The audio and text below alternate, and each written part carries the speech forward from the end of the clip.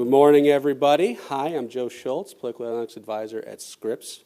We are a broadcast TV conglomerate on about 60 stations across the country, as well as podcasting and digital platforms.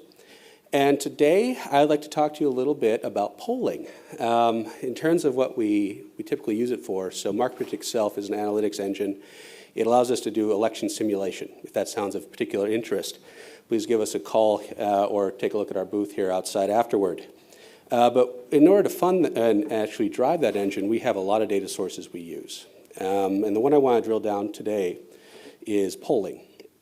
There's a lot of us, I'm sure, work with polling. Just out of curiosity, how many of us use polling in our daily jobs in this room? You have a couple?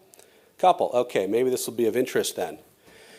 So one thing that comes up a lot, whenever we look at a poll, it's pretty much a guarantee that whatever the answer is on the poll will be wrong. And really, a poll, more than anything else, is a model. It's a model of how to collect data. It's a model of how to adjust it afterward. And the thing about models is they're all wrong, but some are useful. So we're going to look today and see how polling has been wrong and how they're still quite useful and how we go about addressing some of those problems. First off, just looking at historic accuracy of some of the major races by state. So we've got the first 5 key states for the presidential here on the left. And we're just showing what the aggregate poll average has been for those states. And we see that there are some very big hiccups, say in 16 in Wisconsin. I'm sure many of us might remember. But there are other ones where they've been consistently wrong, like Florida, where we had a governor and a Senate race that were quite incorrect back in the 18 cycle. Sometimes they get it right. I mean, Wisconsin definitely came back in 18 to show that it was very, very close to accurate. But this just shows that there's this issue of trying to get what's correct out of a poll when it's not necessarily something that's knowable before the election. One thing we look at with polling is something called absolute error. It's just really looking at the average error of polling within different clusters of polls. The idea is to show, though, that polling on average has actually been very much in line with historic issues.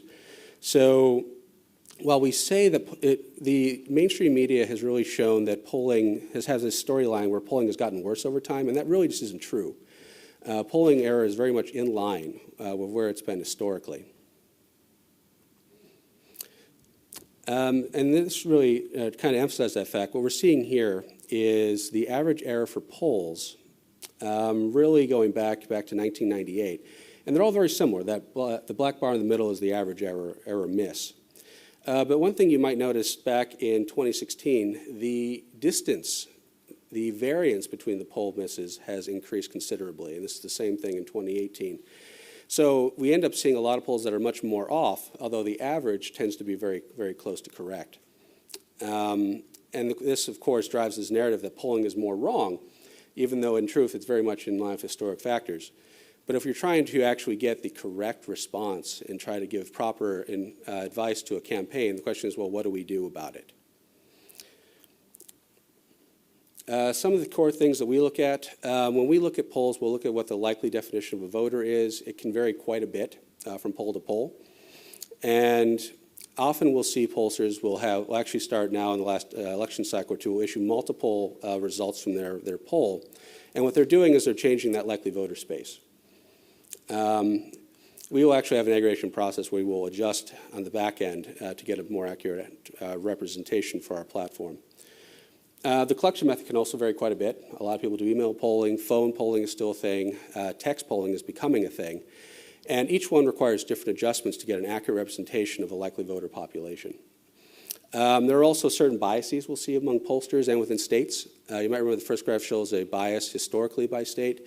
We will actually have to adjust, depending on what state it is, what poll it is, what kind of a race it is, to get a proper rating of what sort of expectation we have for a race. One thing we also see a lot, the frequency and volume of polls can vary quite a bit. Florida is an example that is a very heavily polled state, but at the same time, they're very, very much correlated with each other, and we see these consistent and persistent errors in Florida in terms of aggregate poll estimates. At the same time, a state like Indiana, much less polled, however, also has considerable error. So we have an issue of frequency and volume there. And the question is really how to go about adjusting those to make sure we have something that's fairly accurate at the end.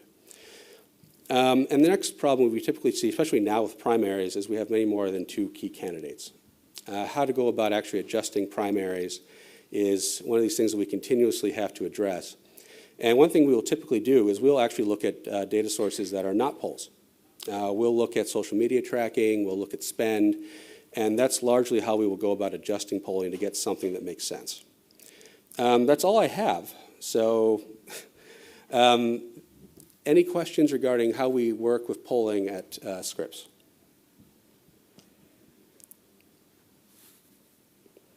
Wow, none. Okay. Please come see us in the back, and hopefully everyone has a wonderful day. Yeah, Joe, thank you so much. Big round of